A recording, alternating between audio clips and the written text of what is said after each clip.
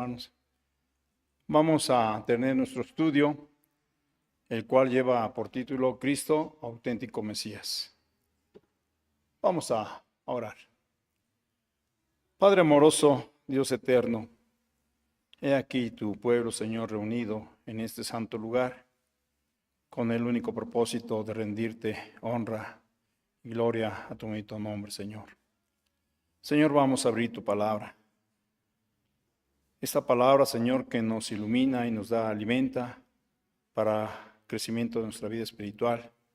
Te pedimos humildemente, Padre, que tu Espíritu Santo nos guíe, que nos dé las palabras necesarias para el entendimiento de la misma, Señor, y que, Señor, los hermanos que me escuchan en este lugar y a través de los medios, también, Señor, la palabra que usted nos da sea de beneficio a nuestra vida espiritual. Gracias, Padre, por su bendición, de podernos dar la oportunidad de escudriñar su palabra. En el nombre de Cristo lo hacemos. Amén. El título, como dije, es Cristo, auténtico Mesías. Nos hacemos una pregunta. ¿Es una pregunta o es una afirmación? Según el título como está, es una afirmación. Para nosotros debe ser una afirmación, no una pregunta. Porque si estamos aquí, es porque ya hemos creído precisamente en nuestro Señor Salvador Jesucristo. Por eso dice aquí, Cristo, auténtico Mesías. En San Mateo que acabamos de leer, en los versículos 15 y 16, dice de la siguiente manera. El Señor Jesús les preguntó a sus discípulos. Y él dice, ¿y vosotros quién decís que sois? Nos hacemos la misma pregunta a nosotros, ahora sí, no una afirmación. ¿Quién decimos nosotros que es Cristo? La respuesta ¿es qué? Es el Mesías. Es el Mesías o ungido. ¿Sí? Dice, y respondiendo Simón Pedro dijo, tú eres el Cristo, el Hijo de Dios viviente. Bien, el propósito de este estudio es el siguiente, dice enseñar que el Señor Jesús fue engendrado por el Espíritu Santo, vivió sin cometer pecado y realizó muchos milagros para dar testimonio de su naturaleza divina y humana. Hasta este momento hemos estudiado y hemos visto las evidencias de la divinidad del Señor Jesucristo. Es el Hijo de Dios que se encarnó para precisamente en el plan divino de nuestro Dios es que viniera al mundo para salvarnos de nuestros pecados. Porque nosotros nacemos en la carne ya del pecado y estamos separados, ¿sí?, de nuestro Dios. Porque Dios no tiene ninguna relación con el pecado. Y entonces, en el plan divino es que tenía que encarnarse mismo Dios en forma humana para que Él pagara por nuestros pecados y nos pudiera redimir de ese pecado y tener una nueva relación con nuestro Señor, con nuestro Dios. Dice, el Hijo de Dios se encarnó, tomó la naturaleza humana para ser nuestro sustituto en la cruz del Calvario y darnos salvación. En el pasaje que hemos citado, nos dice que la revelación de que era el Hijo de Dios fue dada por el Espíritu Santo. Pero también nos dice en Mateo 1:16, dice, y Jacob engendró a José, marido de María, de la cual nació Jesús, el cual es llamado el Cristo. De hecho, hermanos, cada vez que nosotros decimos nuestro Señor Jesucristo, estamos diciendo precisamente y nos referimos a que Jesús es el Mesías, es el ungido. Entonces, de ahí vemos que Cristo es auténtico Mesías. Es el que vino a cumplir, ¿sí?, el plan de salvación de nuestro Dios. Pero vamos a ver, para eso debemos de tener evidencias, obviamente para confirmar esta fe que tenemos de que es auténtico Mesías. Y dice que en el Antiguo Testamento se predice el Mesías. El pueblo judío, basado en las profecías del Antiguo Testamento, esperaban que el Mesías, el ungido, sería un hombre hebreo. Eso lo podemos ver, no vamos a leer, son varias citas, pero obviamente nosotros, por la fe y por la palabra divina de nuestro Dios, creemos todo esto. Dice que el Mesías sería un hombre hebreo, es lo que esperaban en el Antiguo Testamento los judíos. Y esto lo encontramos en Isaías 9:6. Pero también dice, y en el Nuevo Testamento se revela al Mesías. Jesús cumplió los requisitos mesiánicos. Y entonces dice que él era un hebreo de la tribu de Judá. Lo podemos confirmar en Lucas 3:30. También en el Antiguo Testamento nos dice que nacería en Belén. También lo podemos confirmar y ver en Miqueas 5:2. Esto es en el Antiguo Testamento. Recordemos que son las profecías de que nacería el Mesías. Entonces nacería en Belén, Miqueas 5:2, y se cumplió porque nació en Belén, lo vemos en Lucas 2, de los versículos 4 al 7. Dice que nacería de una virgen, en Isaías 7:14, en el Antiguo Testamento, y nació de una virgen, y lo vemos en Lucas 1, del 26 al 27. Un profeta como Moisés, eso lo vemos en Deuteronomio 18:18. Entonces, en el Nuevo Testamento, él era un profeta como Moisés, pero obviamente Moisés sacó de la esclavitud al pueblo de Egipto y lo llevó a la tierra prometida. Pero aquí nuestro Señor Jesucristo no solamente nos sacó de la tierra de Egipto, vamos a decir, sino nos saca del pecado. Y del pecado nos saca y no nos lleva a la tierra prometida, sino nos lleva al Padre Celestial. Nos da salvación y nos va a llevar a las mansiones eternas donde vamos a morar juntamente con Él. Porque dice que fue a preparar morada para todos los que creemos en el Señor Jesucristo. En el Antiguo Testamento también dice que es un sacerdote de la orden de Melquisedec. Esto lo vemos en Salmos 110:4. Y en el Nuevo Testamento me dice que Jesús es un sacerdote en la orden de Melquisedec, en Génesis 14, Salmo 110:4, y en Hebreos 6:20, 7, 17. Como les dije, todo esto, hermanos, está en la Biblia, en la palabra de nuestro Dios, y nosotros creemos en esta palabra de nuestro Dios por fe. También nos dice en el Antiguo Testamento que era un rey. Lo vemos en Isaías 11, del 1 al 4. Y en el Nuevo Testamento, Jesús era de Judá, de la tribu real.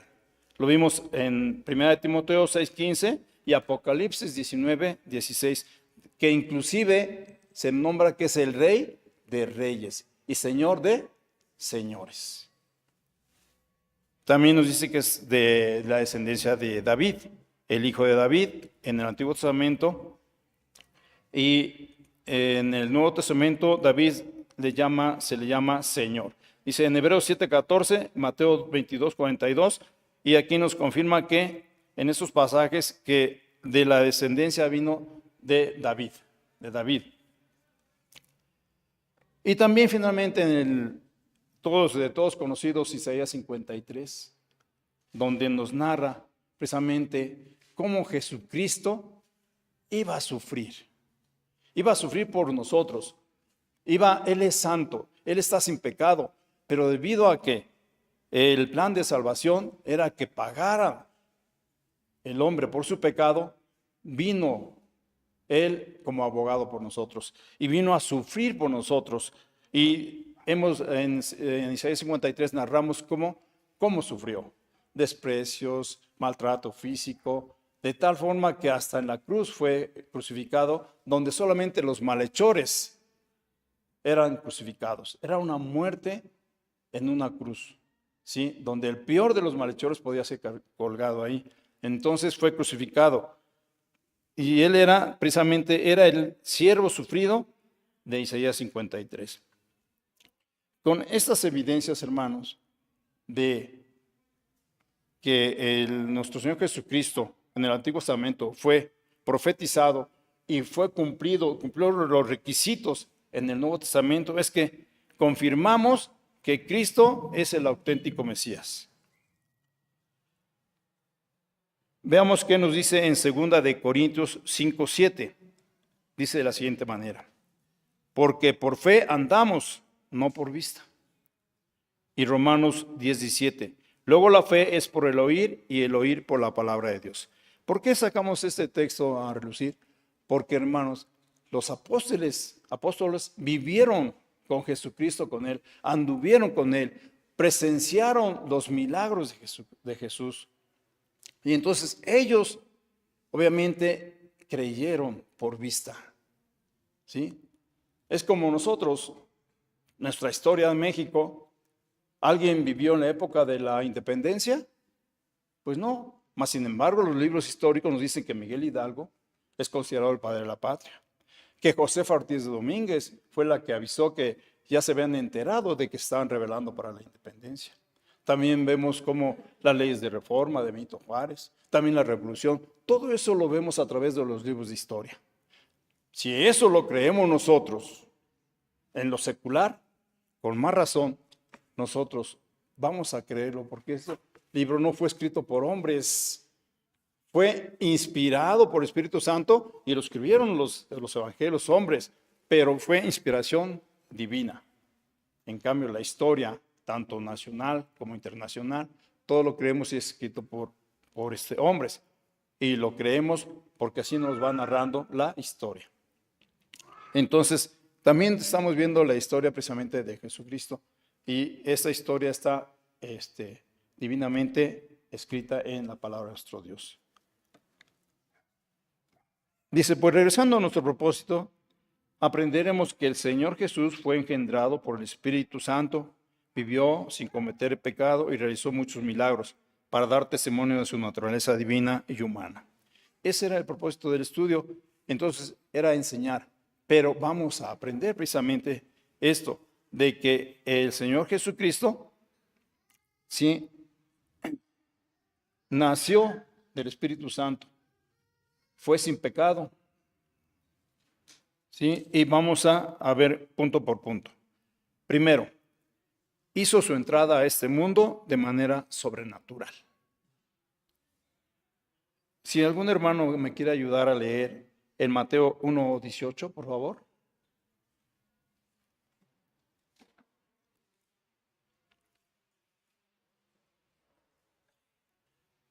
El nacimiento de Jesucristo fue así, que siendo María su madre, desposada con José, antes que se juntasen, se halló haber concebido del Espíritu Santo. Bien, la palabra de nuestro Dios en el Antiguo Testamento predice al Mesías y se declara que es el Redentor del mundo, que el Redentor del mundo llegaría en forma milagrosa, en una forma portentosa. Obviamente algo sobrenatural. ¿Por qué? Pues porque fue no engendrado por hombre, sino engendrado por medio del Espíritu Santo. No fue cualquier hecho, fue un nacimiento prodigioso, sobrenatural. En Génesis se dice que sería simiente de la mujer y en Isaías que nacería de una virgen. En Génesis 3:15, por favor, si algún hermano quiere leer, y otro en Isaías 7:14. Génesis 3:15 e Isaías 7:14.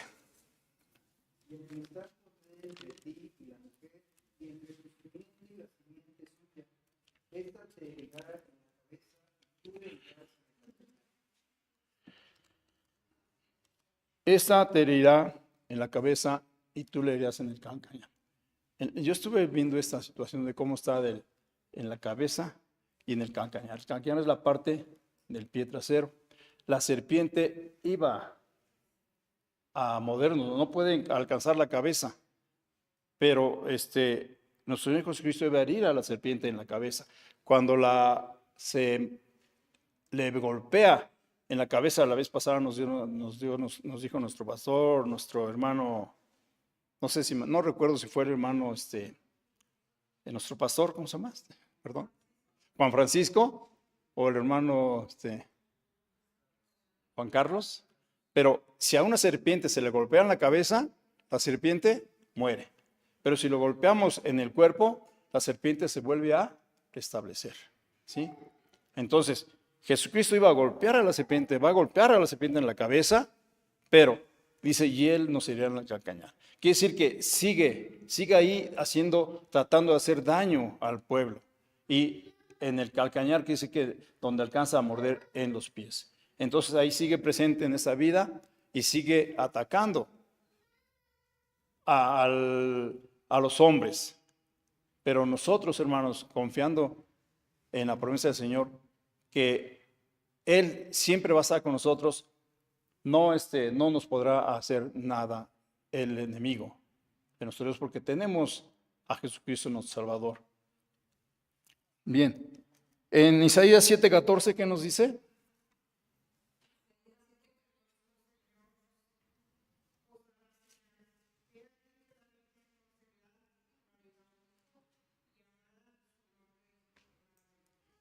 Bien, Emmanuel, ¿sí? Como ya hemos visto, nacería de una virgen y nació de una virgen. Y su nombre sería Emmanuel, que significa Dios con nosotros. Entonces, si Dios con nosotros, ¿quién contra nosotros?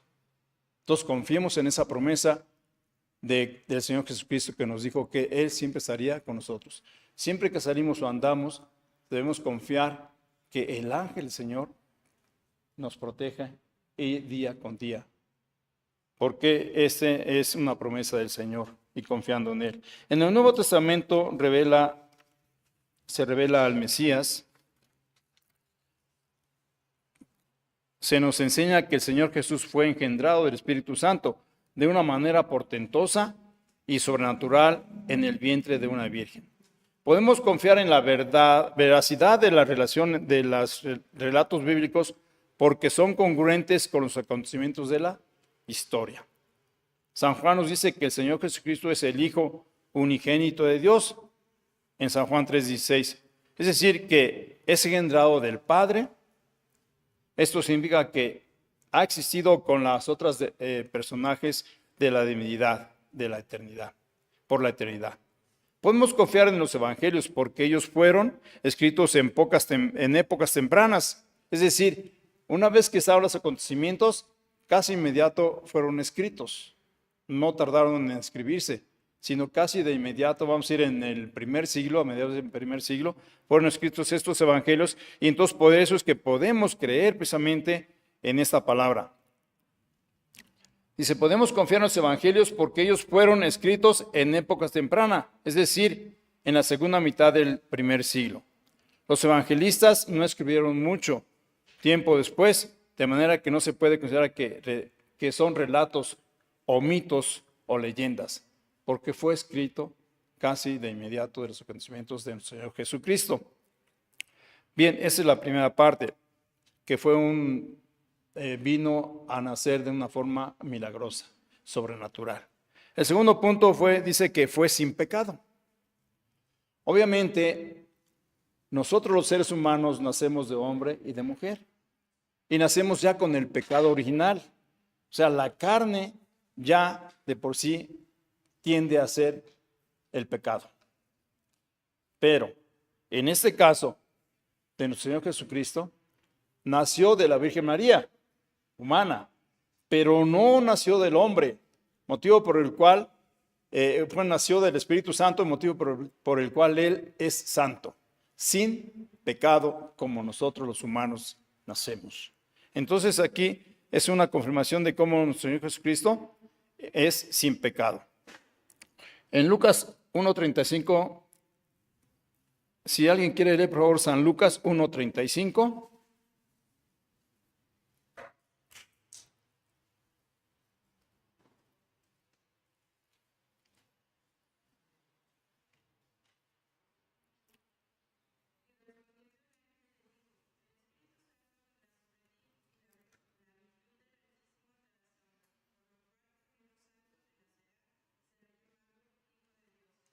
Aquí nos está confirmando en este pasaje que por el cual también lo santo que nacerá de ti será llamado Hijo de Dios.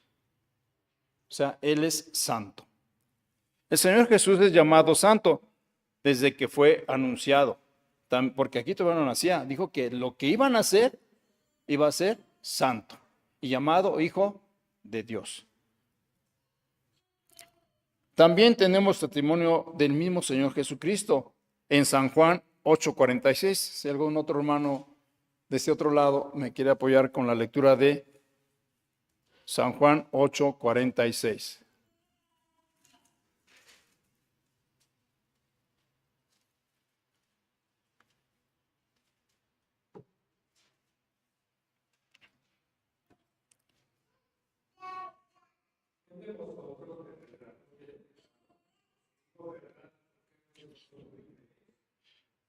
El Señor Jesucristo, ¿quién de vosotros me dice que soy pecador? Dice, ¿no? ¿Quién me redarguye que soy pecador? ¿O que has hecho pecado? Él mismo confirma de que no es pecador. Y nosotros sabemos que el Señor Jesucristo no cometió pecado. Aún fue tentado, pero no cayó en pecado, porque Él es santo. Dice, fue la pregunta de nuestro Salvador, la cual no puede ser contestada por alguno. El hecho de que el Señor se pusiera confiadamente ante el escrutinio de la gente y la falta de algún testimonio en su contra es evidencia de su vida sin pecado. Nadie señaló pecado en la vida de nuestro Señor Jesucristo, porque no lo hubo. Cristo fue tentado en todo, pero sin pecado. En Hebreos 4:15 dice de la siguiente manera: porque no tenemos un pontífice que no se pueda compadecer de nuestras flaquezas, mas tentado en todo según nuestra semejanza, pero sin pecado. Quiere decir que el Señor Jesucristo como hombre también tuvo tentaciones. También el demonio trató de hacerlo pecar. ¿Cuántas veces no lo tentó? Pero el Señor Jesucristo no cayó. ¿Por qué? Pues porque Él es santo, porque Él es sin pecado, porque es el Hijo de Dios.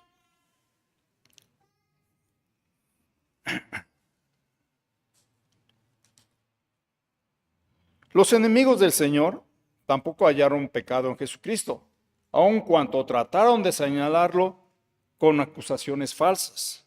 Los judíos no pudieron presentar un delito para condenarlo a muerte. Vemos en San Mateo 26:59 que dice de la siguiente manera: y los príncipes de los sacerdotes y los ancianos y todo el consejo buscaban falso testimonio contra Jesús para entregarle a muerte. Pilato, el gobernador romano de Judea, y Herodes, rey de Galilea, no lo pudieron juzgar por alguna infracción. Esto lo encontramos en San Lucas 23, 4 y 15. En el versículo 4 dice: y Pilato dijo a los príncipes de los sacerdotes y a las gentes: ninguna culpa hallo en este hombre. Y en el número 15 de Lucas 23 dice: y ni aun Herodes, porque os remití a él, y he aquí ninguna cosa digna de muerte ha hecho. Los mismos gobernantes de esa época del Imperio Romano no encontraban ningún pecado o ningún hecho que podía haberlo para condenar a muerte. ¿Sí? Queremos agregar que el historiador Julio Flavio, estuve viendo, es un historiador también judío, que dice Julio Flavio Josefo habla de Jesús como un hombre bueno. El credo de los apóstoles que nosotros recitamos nos confirma, es el resumen de las doctrinas que se enseñan en los primeros años de la iglesia. Pone de manifiesto la pureza del Señor Jesús.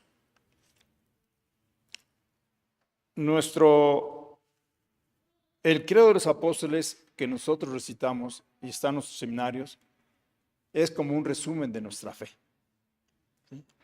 Entonces, donde nosotros creemos precisamente que nuestro Señor Jesucristo nació de la Virgen María, padeció bajo el poder de Poncio Pilato, fue crucificado, muerto y sepultado, y resucitó al tercer día y está ahora en la presencia de Dios, esperándonos cuando Él nos llame. Punto número 3. Realizó grandes milagros. En San Juan 3, 1 y 2 dice de la siguiente manera: y había un hombre de los fariseos que se llamaba Nicodemo, príncipe de los judíos. Este vino a Jesús de noche y díjole: Rabí, sabemos que has venido de Dios por maestro, porque nadie puede hacer estas cosas que tú haces si no fuere de Dios con él. El mismo, fíjese, el mismo pontífice, príncipe de los judíos, Nicodemo, reconoció que todo lo que hacía él no lo podía hacer si no fuera de Dios. El Señor Jesucristo realizó obras portentosas y él hizo milagros maravillosos. Los evangelios están llenos de citas que dan testimonio de los prodigios de nuestro Señor. La pregunta ¿es verdad lo que nos narran los evangelios? Como ya hemos visto, podemos confiar en los evangelios como documento histórico. Y por la mayoría de los críticos o modernistas. ¿Y por qué? La mayoría de los críticos o modernistas niegan los milagros. Dicen que estas obras están en contra de las leyes naturales. Pero es obvio, porque son cosas sobrenaturales, porque no son hechas por el hombre, son hechas por el mismo Dios, por nuestro Salvador, porque son cosas que el hombre no puede hacer. Nadie puede resucitar como lo hizo Jesucristo. Nadie puede curar a un ciego de nacimiento como lo hizo nuestro Señor Jesucristo. Nadie puede hacer andar a un cojo como lo hizo nuestro Señor Jesucristo. Y lógico, los que quieren encontrar evidencias naturales, humanas, no lo van a encontrar. ¿Por qué? Porque estas son cosas divinas, cosas espirituales, cosas sobrenaturales. Porque nuestro Señor Jesucristo es humano, pero también es divino. ¿Sí? Entonces, eso solamente lo hace nuestro Dios. Los milagros de Jesús tienen el propósito de dar la gloria a Dios y darnos evidencia de la veracidad del carácter del Señor. Por otra parte, Flavio Josefo mencionó a Jesús como un obrador de maravillas. Un rabino conocido como Eliezer ben Iraemus habló de las que llamó artes mágicas de Jesús. El emperador romano Julián el Apóstata también hizo referencia de los milagros de Jesús. Todo esto son historia en la cual se confirma, son libros históricos de los judíos, se confirma cómo Jesucristo hizo portentosos milagros. Nosotros obviamente los leemos y los vemos aquí en la palabra de nuestro Dios. Y hemos visto cómo Jesucristo, cuando estuvo en la tierra, hizo muchos milagros. Los apóstoles que anduvieron con él lo vieron, lo confirmaron. Y aún así, el apóstol, creo que fue Lucas, quien no creía, dice, hasta que no vea y meta el dedo en las llagas de su mano, voy a creer. Como aún así, viviendo con él, andando con él, hubo gente quien no creía. Nosotros, hasta 2000 años después, obviamente, lo estamos creyendo. No lo vimos, pero lo creemos por fe, ¿sí? Por fe. Y porque sabemos que lo que está aquí es la palabra de nuestro Dios.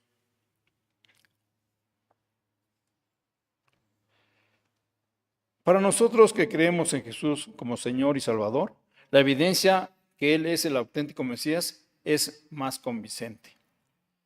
¿Cómo es que en general los judíos no aceptaban o no aceptan a Jesús como su Mesías? Tanto Isaías y Jesús profetizaron una ceguera espiritual a Israel como un juicio por su falta de fe. En Mateo 13 al 15 dice de la siguiente manera, versículo número 13.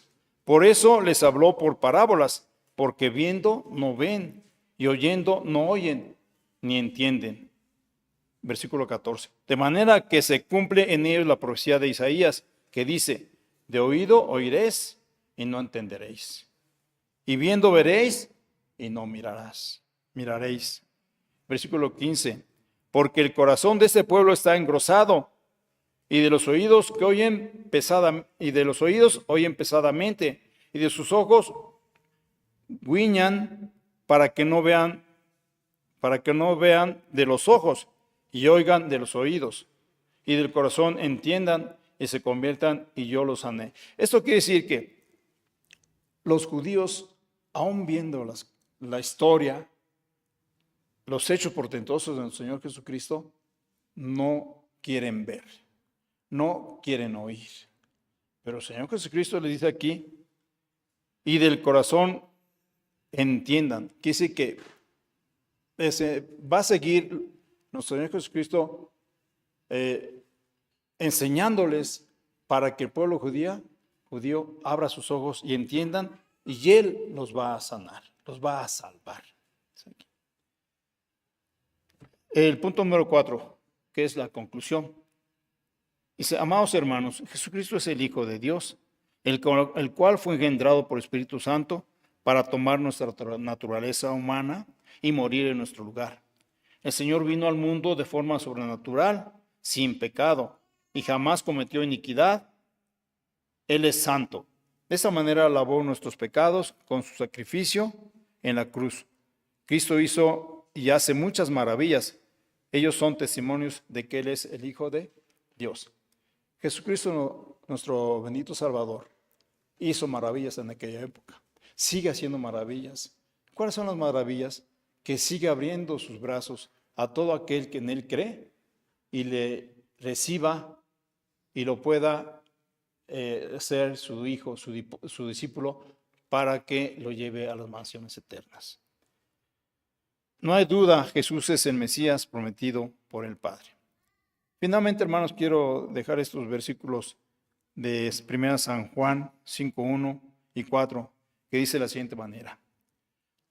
Todo aquel que cree en Jesús, todo aquel que cree que Jesús es el Cristo, es nacido de Dios. Y todo aquel que ama al que engendró, o sea, nuestro Señor Jesucristo, ama también al que ha sido engendrado por Él. O sea, nosotros amamos a nuestro Señor Jesucristo engendrado ¿por quién? Por Dios mismo. ¿Sí? Porque todo aquello que es nacido de Dios vence al mundo, y esa es la victoria que vence al mundo, nuestra fe. Dijimos que nosotros creemos no por vista, sino por fe. La fe es muy importante, porque el que no tiene fe no va a poder creer las cosas que no vio. Pero nosotros por fe creemos lo que la palabra de nuestro Dios está escrito aquí. Que Jesús, el Cristo, es auténtico Mesías. Que el Señor nos bendiga.